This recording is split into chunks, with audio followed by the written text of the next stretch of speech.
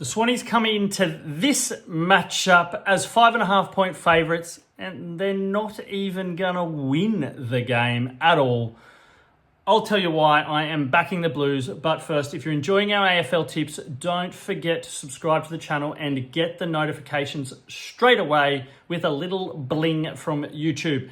Now, not understanding really why the Swannies are favourites. Look, all of our data is also pointing to a Swans victory against the Blues, but recent form says that the Blues are back and the league needs to be on notice with the performance of Harry McKay last week. Look, he had 19 disposals, 10 marks, 3 goals, and his combination with Charlie Curnow is brutal. Both of them kicked 3 goals last week, and it makes Carlton a very, very dangerous side. And they've won 4 of their last 5 matchups.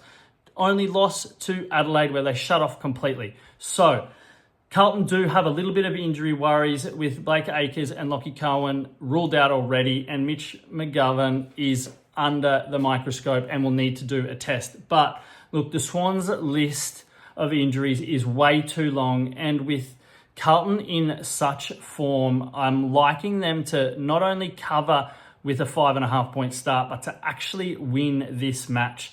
Look, Sydney are 1-4 at the SCG, only beating GWS, who they always get up against. But otherwise, they have been poor at home and they've been struggling to score points. Look, Sydney have scored less than 83.5 points in 7 of their 9 matches, and that's their team total in this game.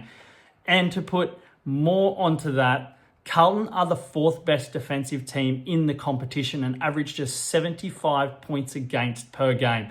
So you see where this is going. I'm liking Sydney to score less than 83.5 points. I like Carlton to win. And look, if McKay's on fire, then there's no stopping him getting great value at just 2 goals, over 180 in most places. So back McKay for 2 goals.